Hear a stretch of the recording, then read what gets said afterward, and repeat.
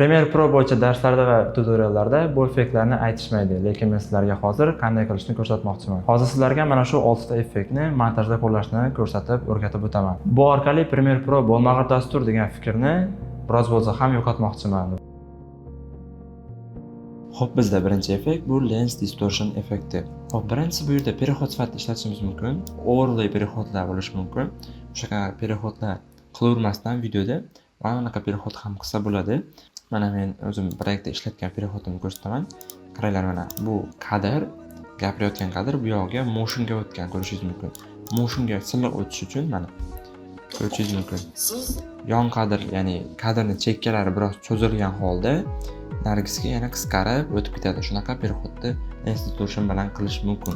Adjustment layer yaratib olamiz albatta. Adjustment layer o'rtaga berib, shuni markazda turgan holda ikki tarafga ham bir xil miqdorda qoldiramiz. Men asosan klaviaturadan shift bosib o'ng tarafga mana 4 marta bosadigan bo'lsak, mana shuncha frame qoldiraman. Ya'ni bu yerda adashmasam 20 marta frame chiqadi.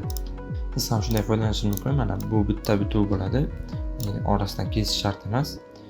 Adjustment layerga effektsdan lens distortion degan effektni beramiz va mana shu markazda turgan holda buni mana bu asosiy birinchisini ishlatamiz. Qolganlarni ham ishlatishingiz mumkin. Ya'ni bular albatta chekkaga ishlaydi, tepa pastga. Men asosan mana shu birinchisida foydalanaman. Bu 4 ta burchakni bittada ishlatadi. Agar buni plyusga o'tkazsak, bu ko'rishingiz mumkin uzoqlashadi. Agar minusga o'tkazsak, bu kadrdan chekkaga chiqadi. Buni ham ko'p ishlatish xato, me'yorda ishlatish kerak. Men asosan minusda ishlataman. Misol buni minus 25 qilaman yoki minus 35 qilamiz va mana shu joyda markazda turgan holda mana bunaqa soatni yoqamiz, ya'ni keyframe qo'yamiz. Va ikki tarafga ham bir xil miqdorda yurgandan keyin buni 0 ga tushiramiz. Bu tarafga ham bir xil yurib 0 ga tushiramiz. Va buni yaxshiroq qilish uchun albatta ease in ease out qilishimiz kerak bo'ladi. Ease in ease out. Mana bizda hozircha oddiy переход tayyor. Endi buni biroz yaxshiroq qilish mumkin. Gaussian blur effekti orqali. Gaussian blurni bunga beramiz va o'sha markazda mana markazdagi keyframe turgan holda buni taxminan shunaqa biroz bilinadigan holatda qo'ysa yetadi. Mana shunga qo'yib, buni ham mana 0 ga tushiramiz. Bu yog'ini ham 0 ga tushiramiz. Va buni ham ease in ease out ko'rsak, mana обычный переход tayyor bo'ladi. Buni yanada yaxshilash mumkin. Buni ham ko'rsatib o'taman. Mana grafikni ochgan holda mana bu joydan buni mana bu tarafga, buni bo'lsam bu tarafga, ya'ni sekin kelib birdaniga tezlashib yana sekinlashadigan qilsa bo'ladi. Va albatta unaqa qilgandan keyin Gaussian blur effektni ham xuddi shunaqa qilishimiz kerak. Mana shunaqa effekt qilib olishimiz mumkin. O'tishimiz ko'rishingiz mumkin, silliq bo'ladi. Ikkinchi yo'li bu effektdan biz mana video boshida ham ko'rishingiz mumkin. Shu narsadan foydalanganman. Zoom out plus lens distortion effektini ishlatganman, ko'rishingiz mumkin. Ya'ni bu mana bunaqa biroz chekkalarni cho'zib, keyin zoom bilan birgalikda joyiga qaytgan do'stlar. Siz ham shunaqa vaziyatlarda ishlatishingiz mumkin. Xo'p, bizda keyingi effekt, bu yerda ikkala effektdan ajoyib narsa tayyorlaymiz. Ya'ni grid va color mate. Color mate birinchi bu color mate nima uchun kerak? Bizga har xil background narsa yasashimiz uchun kerak bo'ladi. Asosan mana videodan yana misol keltiraman. Mana shu orqa fon, mana qizil kletkalar bilan mana shu ikkinchi effektimiz hisoblanadi. Orqa fon mana shunaqa yaratib olishimiz mumkin bo'ladi Premiere'ning o'zida o'zimiz uchun. Xo'p, mana bu joydan color mate yaratamiz va rang o'zingiz xohlagan rangni qilishingiz mumkin. Misol men ko'k rangni olaman, mana shunaqa color mate yaratamiz. Buni mana bu yerga tashlaymiz. Mana bizda ko'k rang paydo bo'ldi. Endi effektdan biz grid deb qidiramiz. Xo'p do'stlar, bizda Premiere 26 bu ko'rishingiz mumkin.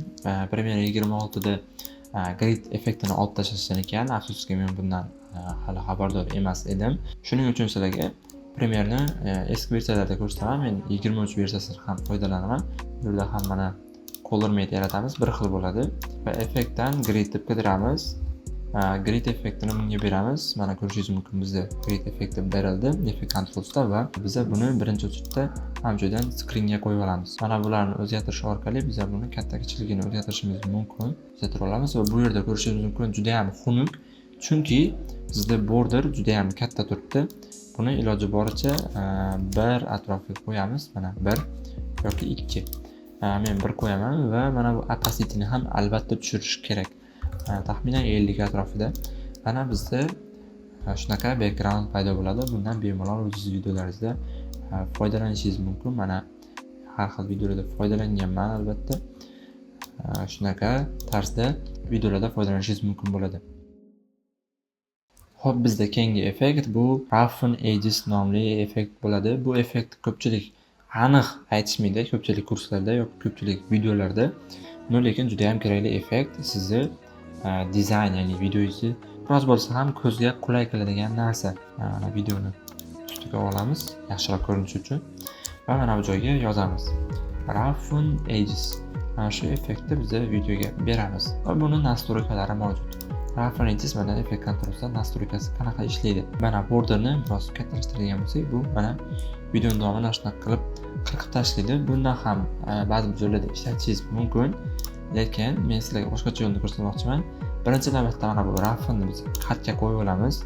Qatga qo'yib olsak, bu deyarli bir xil qirqadi va mana buni ko'paytirganda mana har xil joylardan bo'lib ketmasligi uchun buni influence-ni 0 ga tushiramiz.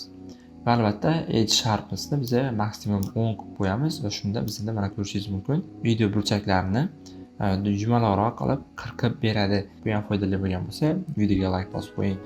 Biz bo'lsa keyingisiga o'tamiz. Xo'p, bizda keyingi effekt bu Track Matte K effekti. O'z bilimingizdan kelib chiqib, har xil vaziyatlarda ishlatishingiz mumkin. Men sizlarga hozir buni oddiy tekst misolida tushuntirib o'taman. Track Matte K effektini topib olamiz. Mana Track Matte K effekti mavjud. Buni misol videoga berdik. Mana shu videoga berildi. Tekst yoza olamiz. Misol uchun o'rtaga salom degan tekst yozdik. To'g'rilab olamiz. Biroz kattaroq qilib, kattaligiga qo'yib oldik va endi videoga bergandik. Videoni ustiga kelib effekt kontroldan Track Matte K'ni topamiz va mana bu joyda Made mavjud. Made bizda ko'rishimiz mumkin non turibdi.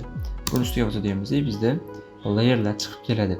Bu yerda mana video 3 chiqdi. Agar bundan tepada bo'lsa, bu yerda mana video 4 chiqib keladi. Ya'ni sizning tekstingiz nechinchi layerda turgan bo'lsa, o'shani belgilaysiz va ko'rishingiz mumkin. Sizning videongiz tekst ichida paydo bo'ladi. Lekin bu ham juda ham zo'r chiqadi. Albatta buning uchun tekstingiz iloji boricha katta va bir-biriga yaqin bo'lishi kerak. Buni ham albatta animatsiya qilasiz. Pozitsiyasini o'zgartirgan holda qanday qilib har xil narsalarda ishlatishingiz mumkin. Xullas, bu o'zingizning montaj bilimingiz va dadangizga bog'liq. Subtitr yozishingiz mumkin, har xil tekstlar yozishingiz mumkin. O'shanda tekstingiz yaxshiroq ko'rinishi uchun glow effekti mavjud. Glow effektini Premiere Pro'da yasaymiz. Drop shadow effekti orqali tekst yozamiz. Обычный izoh degan tekst yozib oldik. Endi tekst juda katta va mana bu yerdan drop shadow effektini qidiramiz va tekstga beramiz. Endi effekt kontrolni ochgan holda drop shadowda rangini iloji boricha tekstingiz rangida ishlating. Agar tekstingiz sariq bo'lsa, buni sariq qiling. Boshqa rang bo'lsa, boshqa rang qiling. Men oq rang, shuning uchun oq qilaman. Ko'ringiz mumkin, orqasi ozgina qo'shiladi. Bu yerda biz asosan qiladigan ishimiz distance-ni taxminan 15 atrofida qo'yamiz. Softness degan narsasi mavjud. Mana shuni ko'tarishimiz kerak bo'ladi. 100 atrofida qo'ysak ham bo'ladi va opacity-sini albatta 100 qilamiz. Mana bizda glow biroz berildi, lekin bu juda yaxshi emas. Biroz o'xshamagan, shuning uchun buni yana bitta copy holda yana bitta beramiz. Bizda ikkita bo'ldimi? Endi ikkinchisini do'stlar, yana bu direction'ini bunga teskarisiga o'zgartiramiz. Misol uchun bu yerda bo'lishi mumkin -45. Orqa fon juda ham yorug' turibdi, shuning uchun softnessni 200 qilamiz. Nargisda ham softnessni 200 qilamiz. Biroz soft, ya'ni bir-biridan ajralib, bir yoyilib ketadi va opacity'ni ikkalasida ham biroz pasaytiramiz. Ya'ni aytmoqchi bo'lganim, bu narsani o'zingiz dadangizga moslab, o'zingiz uchun yaratib olishingiz mumkin. Xullas, mana bizda glow effekti tayyor. Agar buni animatsiya qiladigan bo'lsak, misol uchun glow bilan kirib keladi, ko'rishingiz mumkin. Buni siz o'zingiz uchun preset qilib olishingiz mumkin. O'zimga mana glow qilib qo'yganman, siz ham yasashni ko'rsataman. Buni belgilagan holda shift bosib ikkinchisini belgilab olamiz. Ikkalasi ham belgilanadi va bu joydan save preset bosiladi va presetga glow deb nom beramiz va rangini yozib qo'yishingiz mumkin, misol oq rang. Mana beriladi. Glowni o'chirib tashlaymiz. Mana bizda presetda tayyor bo'ldi.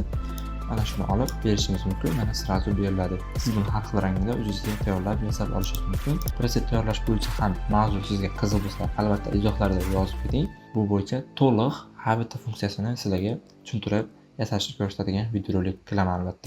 Menimcha yaxshi tushuntirib ko'rsata oldim deb o'ylayman. Endi sizga savol. Siz video montaj kursida o'qigan bo'lsangiz, sizga shu effektlarni aytishganmi yoki o'rgatishganmi? Fikringizni izohlarda yozib keting. Yana qanday mavzularda video ko'rishni xohlaysiz? Uni ham izohlarda yozib keting. Qo'limdan kelgancha o'z bilimimni ulashishga harakat qilaman. Bo'ldi.